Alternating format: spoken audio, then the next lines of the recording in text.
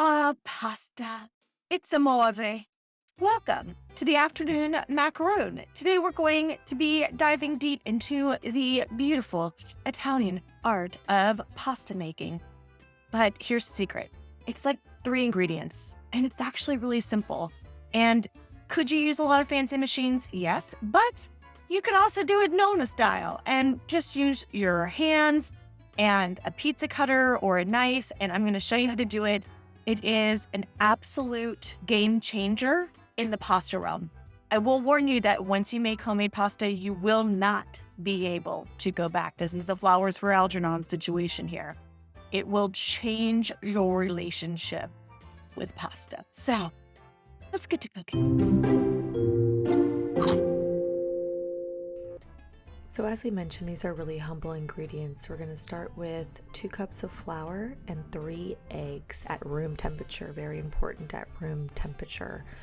A little bit of salt and a little bit of olive oil. And that's really it. Very humble ingredients make this dish absolutely delicious. So we'll start off by adding our 2 cups of flour to a stand mixer, and we're going to make a little well. This is the exact same method you would use if you were doing it just by hand, but we're going to let the dough hook do the work. We'll add in our eggs, our salt, and our olive oil into the mixer and turn it on.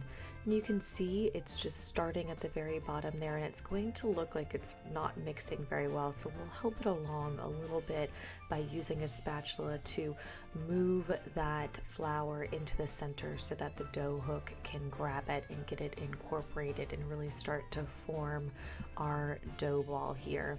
It's going to look a little bit shaggy at this point. I like to wait and see how the dough starts to come together, but you can add a few tablespoons of water. You'll see me do that right there. And you need to wait on that because eggs can be different sizes and it has a lot to do with the temperature and the humidity in the air.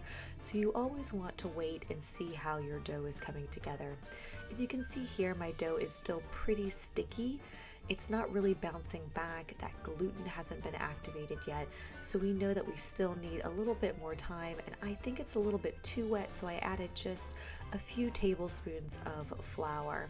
And if you can see now, we're having a nice bounce back from our dough. And I know it's time to let the dough rest. And so we'll take it out of our machine, see that nice bounce back, see that our little dough baby is ready. We'll wrap it in saran wrap and put it in the refrigerator. And we're gonna let that chill for about 20 minutes. So the pasta has chilled for about 20 minutes now, and we're gonna take it out and roll it out and then cut it. Now that we have our chilled pasta dough, we're going to roll it out on a lightly floured surface here. So you can see we're just kind of reshaping our ball here, and then I like to cut it into the portions. This recipe makes enough for about 4 portions of pasta. So I'm going to cut my little dough ball into 4 separate portions here, all pretty equal in size, and then we're going to take 1 portion of that and just get it ready to go into the pasta press. So we want it to flatten out a little bit like a dough pancake. We'll attach our pasta presser to our KitchenAid mixer and get ready to put our first pasta portion through the press. Now, don't worry if you don't have these attachments. I'm going to show you how to use a regular old rolling pin, Nonna Style, and we'll achieve the same type of rollout method. This one's just a little bit more precise, and since we're going to be using the pasta cutters, the size of this being equal to what the pasta cutter is going to be is really important and makes that really useful. So with the press, we're starting off at level 1, which is the widest press, and we're going to be slowly pressing it more and more. I like to press my pasta until it looks a little bit like stained glass. You can see your hand through that beautiful pasta sheet right there, and that's when I can tell thickness-wise that I'm getting to the right thickness of my pasta when it has that beautiful stained glass sheen. Now, if you want to do it just with a rolling pin, it's going to taste just absolutely delicious as well, but we're going to roll it out until we get again to that kind of stained glass sheen. So you can stretch this using your hands. I find that really helpful. Similar to pizza dough in that, where you can kind of stretch it out. It's going to have a lot of bounce back, but we're trying to get it into that see-through era of the dough. So you can see as I'm starting to roll it out here, you can start to see the wood of the cutting board underneath it, and that's when I know we've reached the desired thickness of our pasta. So I will cut it into little portions here and just give it one final roll out to make sure everything's as even as possible. Kind of give it a nice stretch to get all of those edges rolled out well. And then what we're going to use to cut this is just a traditional pizza cutter.